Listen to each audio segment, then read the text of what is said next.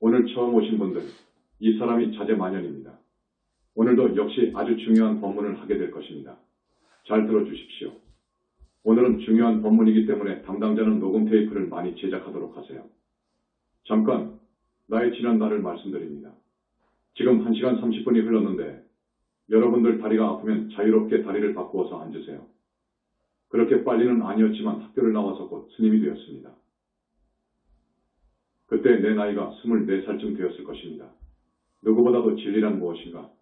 정법이 무엇일까? 하고 대단히 파고팠습니다. 이 세상, 이 사회에 남아있었더라면 아마 상당한 고위직 공무원에 올라갔을 것입니다. 그것을 버리고 스님이 되었지요. 유독 구도심이 많았던 내가 지금 생각해봐도 대단했습니다.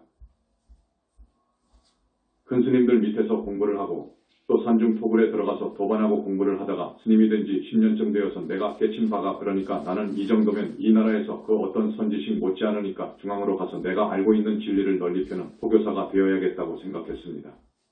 그러면서도 한편으로 그때까지는 선불교가 우리 모두가 가야 할 진정한 불법의 길이라고 알았지요. 그렇지만 내가 등록을 해보니까 그들이 이야기하는 대자유는 아니었습니다. 자유롭긴 해도 그것은 제한적일 뿐이었습니다. 그래서 화엄경을 보고 히말라야 초인들의 삶을 보고 카발라 신비주의 쪽을 들여다보고 일기를 보니까 이것은 아니다. 나는 여기서 만족을 못한다. 그래서 외도라는 지탄을 받았지만 과감하게 연불로 회귀했습니다. 그 후로 30여 년간 연불 수행을 하면서 여러 교학을 보고 동서고금이 철학을 살펴봤어도 만족할 수가 없었습니다. 그러던 차에 여러분들이 잘 아시는 우리 광명 만덕님을 만났습니다. 그래서 진짜 연불을 했습니다. 금강경을 읽고 다란이를 하고 석가모니부를 열심히 치명했습니다. 그래서 부처님으로부터 붓다의 인가를 받았습니다. 여러분, 붓다라고 하면 엄청난 법이 옳시다. 부처님 이후로 두셋밖에 되지 않습니다.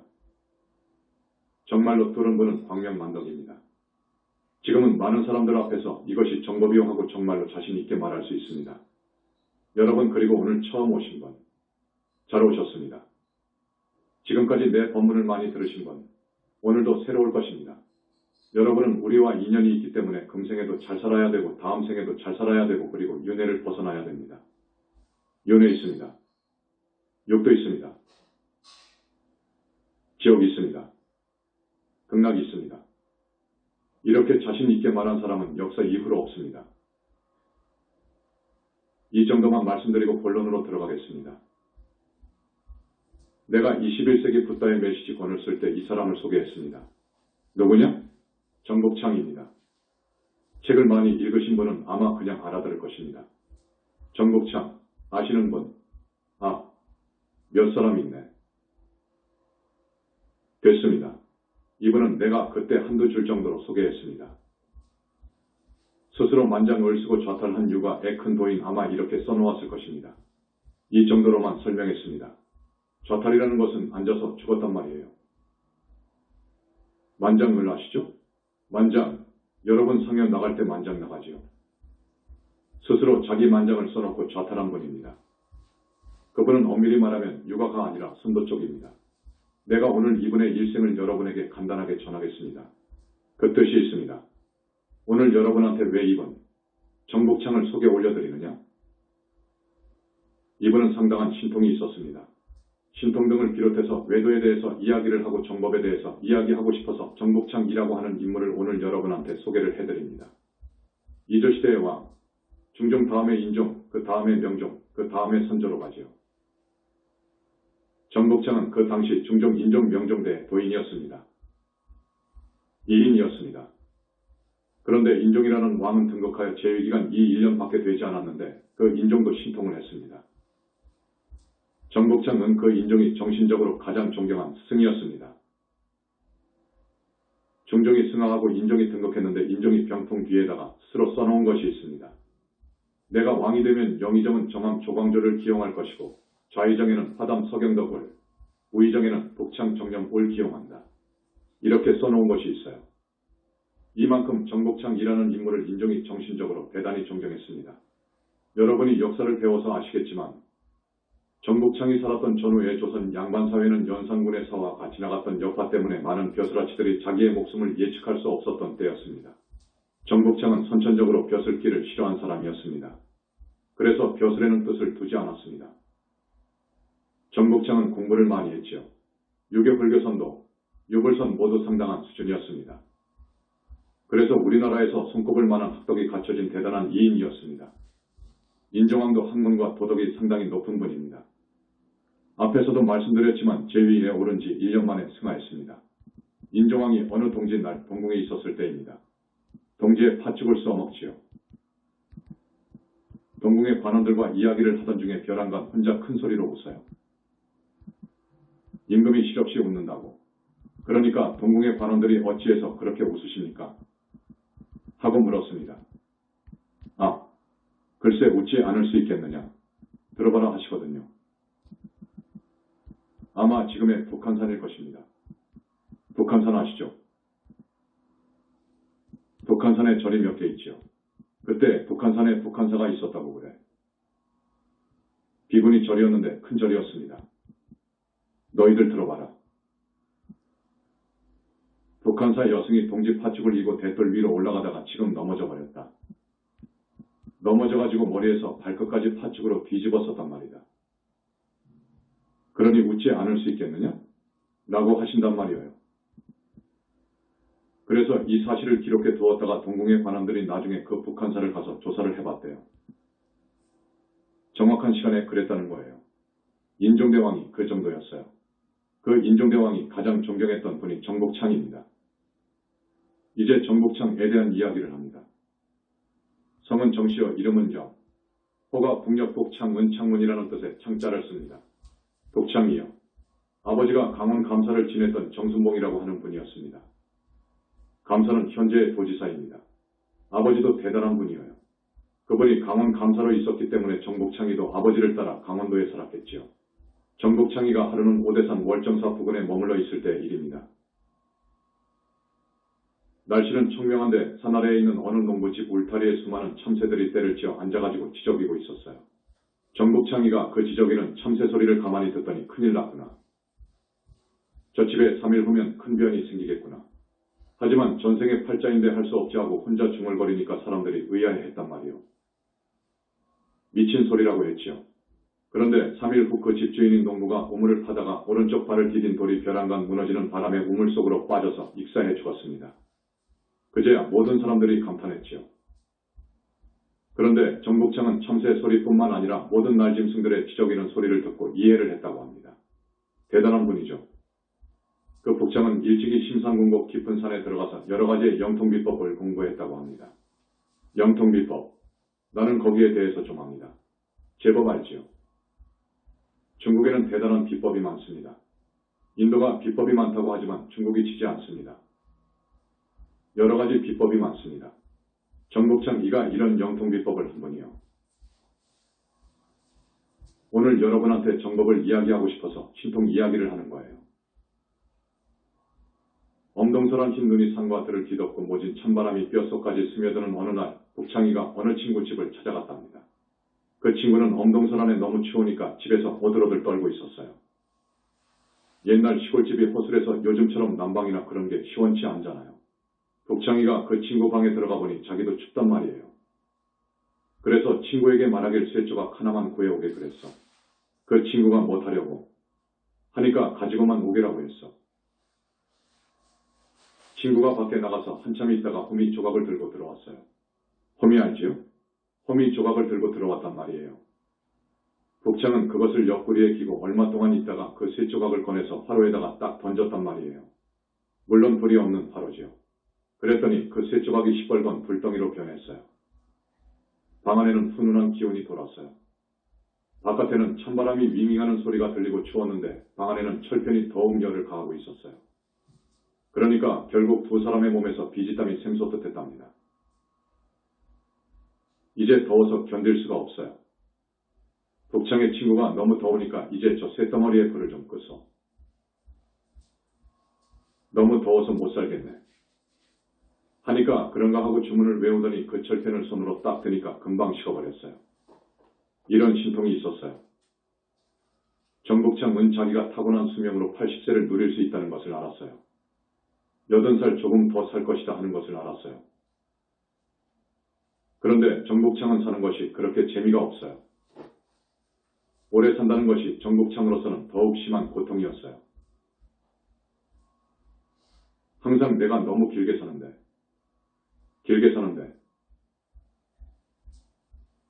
이러면 안 되는데 하고 자탄했답니다.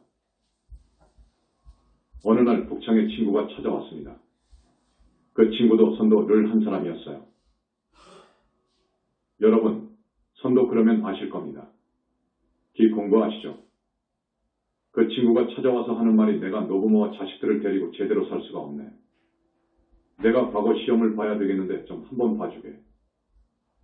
중이 제 머리 못 깎는다는 말이 있듯이 내가 선도를 그렇게 했어도 욕심이 눈을 가려 흐려지네 그려.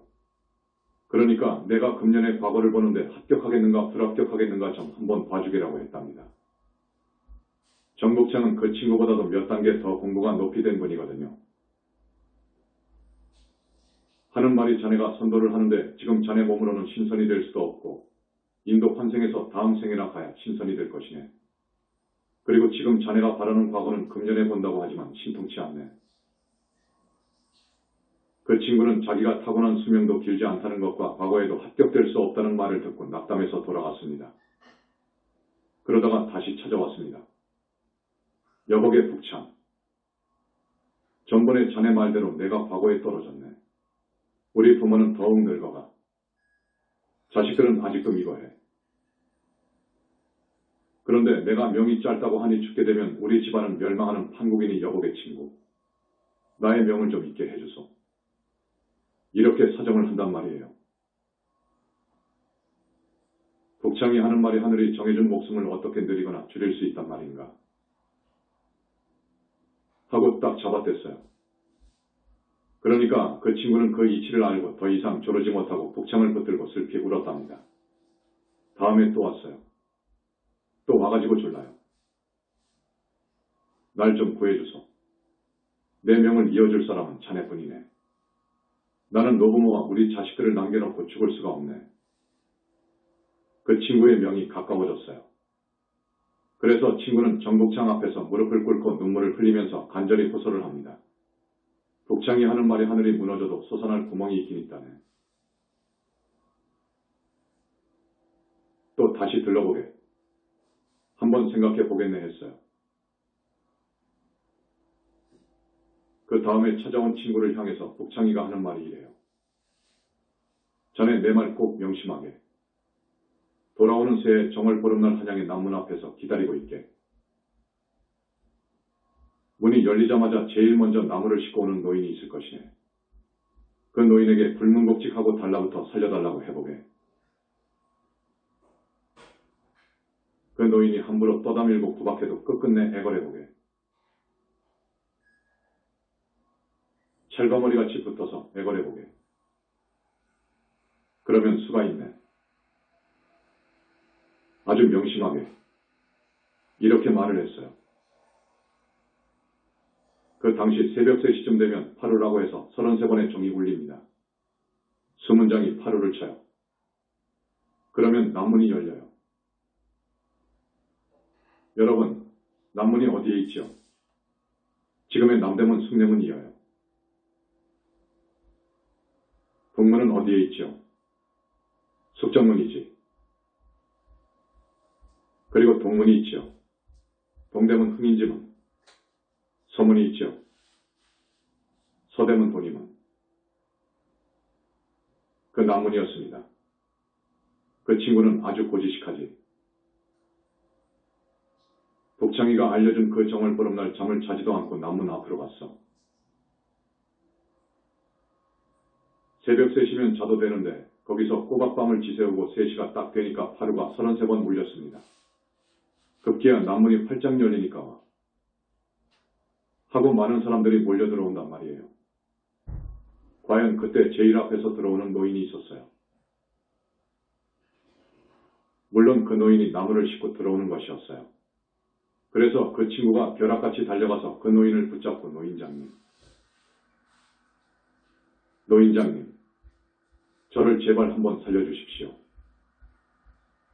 저를 제발 한번 살려주십시오. 하고 꿇어 엎드렸어요.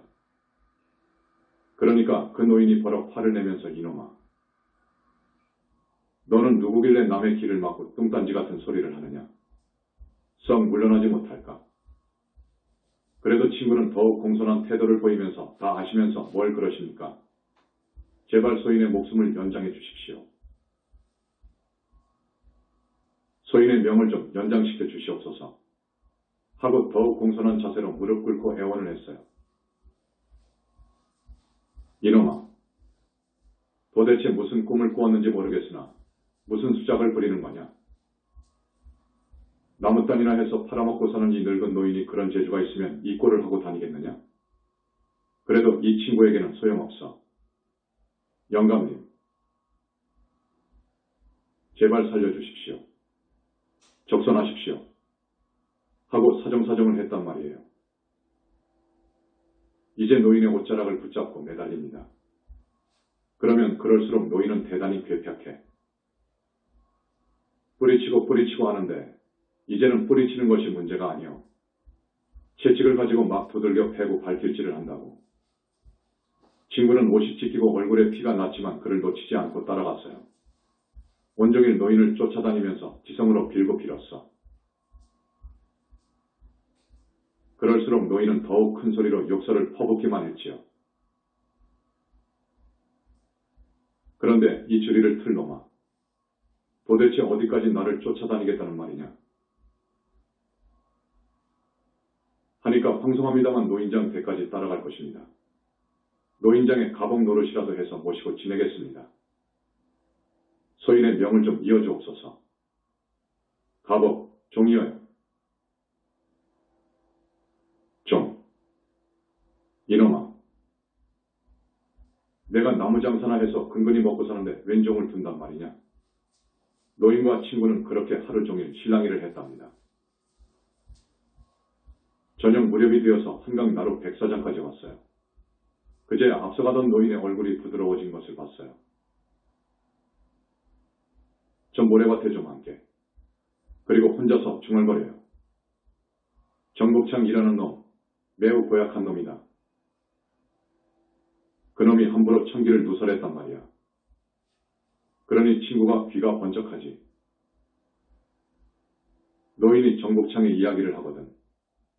노인장께서는 혹시 정복창을 아십니까? 알다 뿐이냐? 그놈이 앞으로 80은 살 놈인데 자기가 안 살겠다니 할 수 있느냐? 그놈 나이 30년을 떼어서 자네한테 주지. 이제 걱정 말고 가거라. 조치는 내가 해놓는다. 그렇게 말한 후 노인은 어디론지 사라져버렸어요. 그 친구는 오랜만에 정복창이를 찾아갈 수밖에 없었습니다. 정복창이 하는 말이요. 잘 왔네. 고맙네. 내 목숨 30년을 자네가 떼어갔으니 잘 됐네. 나는 사실 이 세상에 뜻이 없네. 나는 이 난세의 세상에서 이 이상 더 살고 싶지 않아. 자네는 앞으로 30년 동안 부귀와 영광을 누릴 것이네. 좋은 일 많이 하고 오게. 그동안 큰 변란이 여러 차례 일어날 것이네.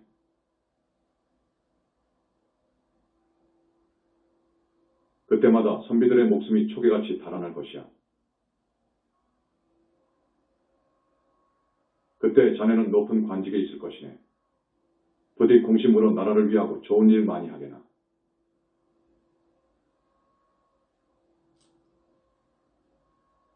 그래서 자네의 수명을 더 늘리게 해준 것이네. 라고 했습니다. 그날 친구와 복창은 얼싸안고 한없이 눈물을 흘리면서 섭섭함을 나눈 후 이별을 했습니다. 그로부터 수십 년이 지난 후 그 친구는 벼슬이 이조판서까지 올라갔습니다. 이조판서이면 지금의 어느 정도인 줄 압니까?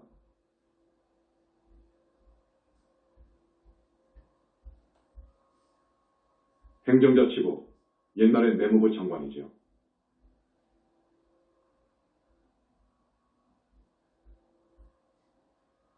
자리까지 올라갔지만 그 친구는 청렴결백했음은 물론 나라에 많은 공을 세웠답니다. 그런데 정복창은 그 후에도 다른 친구에게 자기의 10년 목숨을 또 선사한 적이 있어요. 30년은 이 친구한테 줬지요. 다른 친구한테 또 10년을 줬는데 그 이야기가 있습니다. 친구 한 사람이 병이 들어가지고 다 죽어간다고 야단이었어요. 그 친구 아버지가 정복창을 찾아와서 졸라요. 내 아들을 좀 살려주게. 내 아들을 좀 살려주게. 그렇게 사정사정을 합니다. 노인의 얼굴을 한참 바라보던 북창은 이렇게 말해요. 천명이 다한 것이니 그것은 인력으로 어떻게 할 수가 없어.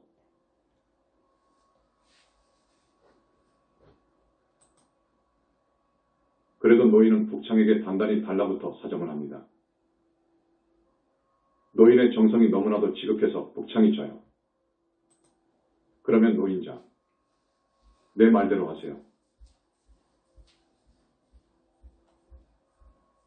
오늘 밤 남산에 오르면 두 사람의 중이 바둑판을 벌려놓고 바둑을 두고 있을 것이오.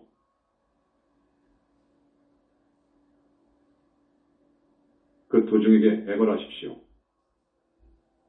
그러면 좋은 수가 생길 것입니다.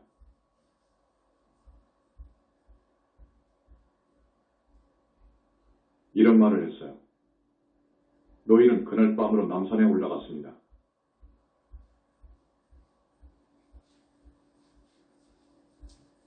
과연 북창의 말대로 두 중이 달빛 아래서 바둑판을 놓고 바둑을 두고 앉아 있었어요. 거기에 노인이 공손히 인사를 하고서 대사님들,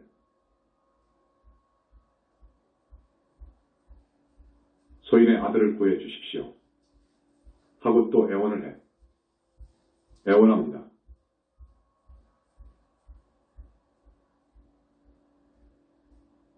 그들이 의아해가지고 도대체 누구길래 이 밤중에 여기 와서 사람을 살려달라는 거요. 노인은 그 두 사람의 중 앞에서 무릎을 꿇고 사정을 합니다. 대사님들, 그러지 마시고 한 번만 아들의 목숨을 보살펴 주십시오. 하면서 간곡히 빌고 또 빌었습니다. 그러자 중들은 이윽고 투덜거렸습니다. 아, 그 북창이라는 놈이 번번이 이따위 짓을 한단 말이야. 그러면 할 수 없지. 그놈의 목숨을 또 10년만 감할 수밖에.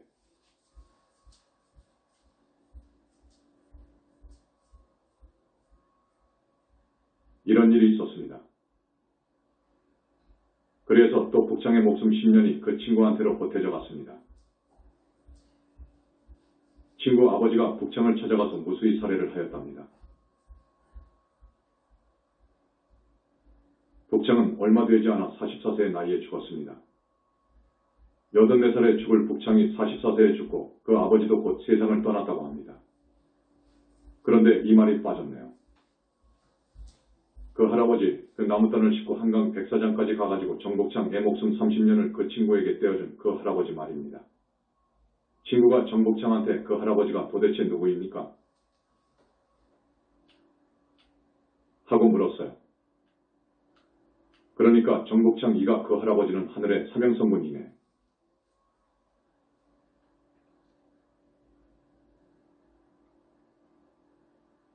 라고 했습니다. 사명성군이란 말은 인간의 수명을 좌지우지하는 성군이다. 그거예요. 우리 불교에서 보면 어떤 성군이지요? 7원 성군 중에서 있어요. 제7성군인데 우리 불교에서는 사명성군은 아닙니다.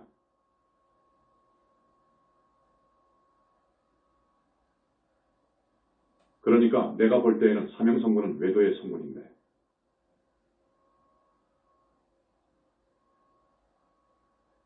여러분, 이걸 알아야 됩니다. 그 설명은 시간 관계상 내가 생략하겠는데 사명성군도 명을 좌지우지합니다. 여러분, 성가 나도가에 옥황상제 가 있잖아요. 줄여서 상제라고 하잖아요. 상제는 과연 신이 올시다. 신의 왕이거든요. 그분은 이 사바세계의 거의 모두를 관장합니다. 그런데 법계에는 주인이 없다고 했지요. 법계에는 주인이 없어요. 누구나 수행을 해서 선정산매에 들어서 쭉 가가지고 보살이 되고 더더욱 공부를 해서 상품보살이 되고 최상수보살이 되고 불격을 갖춘 최상수보살이 되고 하면 그런 능력이 있어요. 그래서 우리 불교에서는 옥황상제에 급하고 똑같은 분을 누구라고 하지요? 제석천왕이어요. 제석천왕도 그런 능력이 있어요. 제석천왕의 능력은 옥황상제보다도 더 위에 있지요. 여러분, 아셔야 됩니다.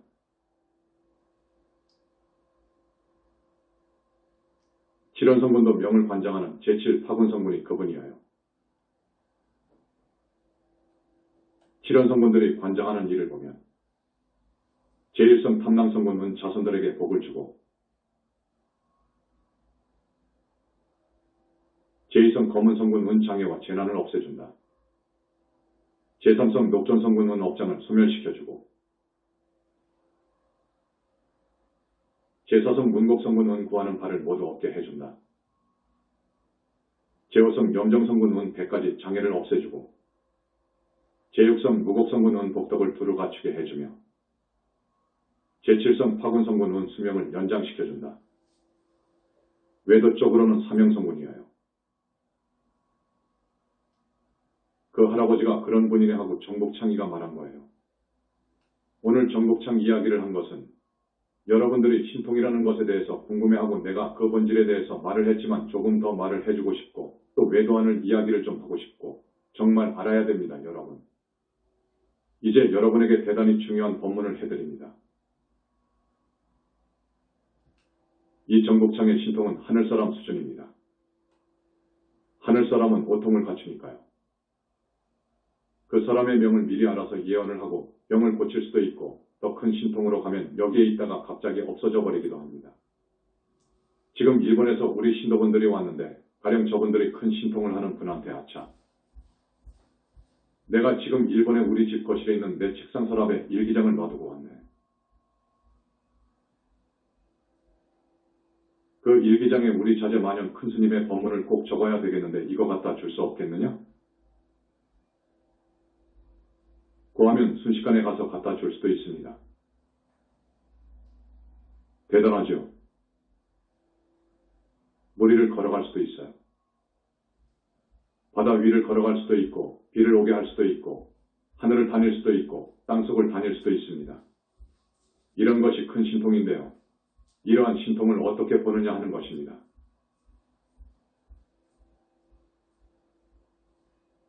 오늘 스님이 여러분들한테 결론부터 말씀드립니다.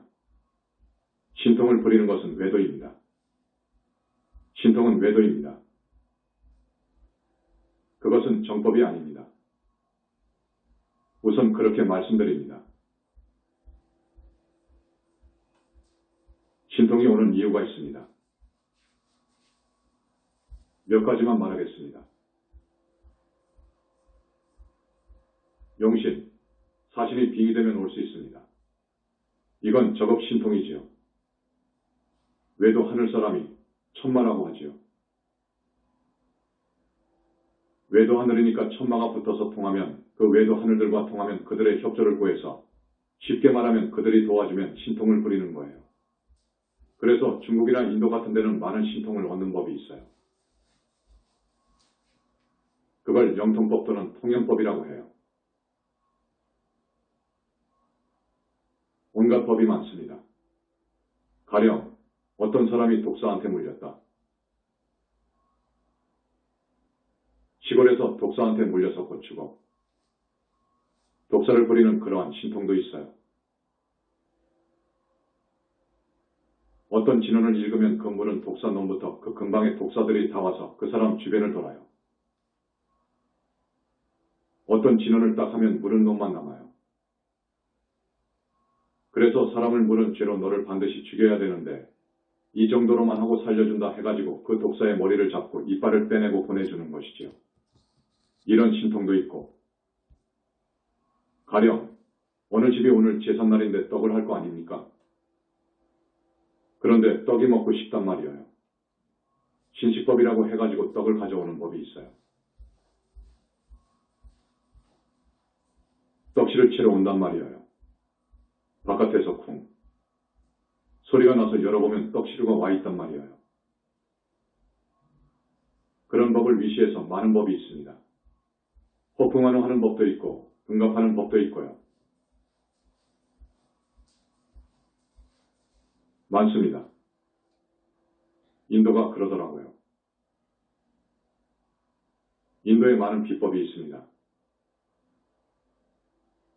여러분, 그 많은 신통법을 조금이라도 부러워하거나 선망의 눈으로 보지 마시라고요. 신통한다고 해서 그렇게 대단하게 보지 마시라고요. 그건 정말로 몹쓸 것이니까요. 거기에 혹하지 말라고요. 신통을 얻으면 예언도 할 수 있고 병을 낫게 할 수도 있습니다. 특히 용신이나 사신, 이것들과 통하게 되면 몰래 많은 여자를 가늠합니다. 또 한 사람을 죽입니다. 이런 무서운 업을 짓습니다. 다른 하늘신을 통해서 하는 신통도 우주질서를 어기는 것이고 역행하는 것이고 천기를 누설하는 것입니다. 이건 안 됩니다. 이런 신통을 하다 죽으면 지옥으로 간답니다. 여러분. 사람의 몸을 받아 오더라도 신통이 있어가지고 쓸 때 쓰고 절대로 사람들에게 해를 주지 않고 깨끗이 살았으면 정복창이처럼 안장할 수도 있지요. 그러나 정복창 같은 사람도 정복 문중으로 못 갑니다. 선도 하늘 쪽으로 갑니다. 여러분, 그걸 아셔야 됩니다. 제성하늘 정도 갑니다. 여러분이 꼭 알아두어야 할 것이 있어요. 우리는 외도의 권속이 되면 안 되어요. 정법의 문중으로 들어와야지. 외도의 권속으로 빠지면 절대 안 돼. 희망이 없고 미래가 없어요. 그 이유가 있어요. 신통을 하게 되면 외도의 권속이 된다고요. 그 외도 쪽 하늘신하고 통하기 때문에 그쪽 계열의 권속이 되어버린다고요. 이것이 문제예요. 용신이 빙의되었다. 어제 어느 신도분 천도제를 올려드렸는데 그 여자분이 용신에 빙의되어 있어요. 용신 빙의는 여러분이 많이 아실 겁니다. 오늘 처음 오신 분들은 모르시죠? 구렁이 신이 그 여자의 응문으로 들어오는 거예요. 그래서 물어보니까 몸을 감고 있는 감이 있다 그래요. 그렇게 되면 어떻게 되느냐? 그 용신 집단이 있습니다. 외도신들도 외도 하늘 집단이 있습니다. 집단을 이루어 삽니다. 하늘에는 외도 하늘이 많아요. 사신하고 신통이 되었다. 통했다. 사신 집단이 있어요. 그것하고 통해요. 사신이 빙의하죠. 그 빙의가 오래가면 이 몸에다가 그들의 기를 뼈, 속, 피, 속까지 전부 심어놔요. 그래서 용신이 빙의되어서 죽으면 반드시 구렁이 지옥으로 가요. 축생 몸을 받으면 구렁이가 되어요. 사람의 몸을 받으면 사람으로 오지만 또 그것들하고 인연이 되어서 그것들이 빙의합니다. 그것들의 권속이니까요. 그래서 이러한 용신이나 사신이나 하늘신한테 빙의되면 이것 떼기가 어려워요. 뗄 수가 없어요. 용신에 빙의되면 그놈 하나를 꺼내면 되거든요. 꺼내면 되는데 그 권속의 집단이 수천만이어요.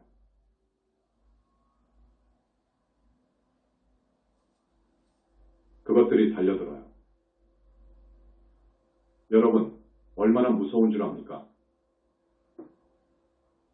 그러니까 떼어줄 수가 없어요.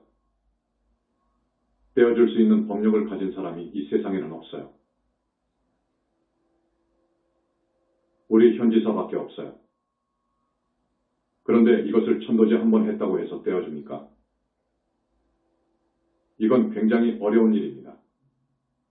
이걸 떼어주려면 부처님이 나서야 돼요. 부처님이요.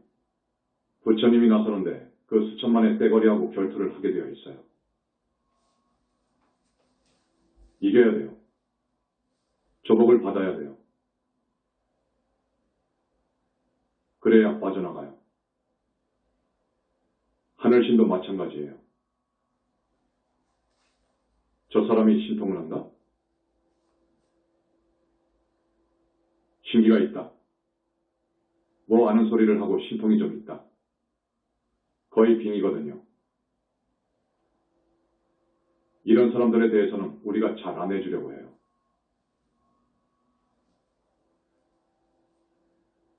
못 해줘요.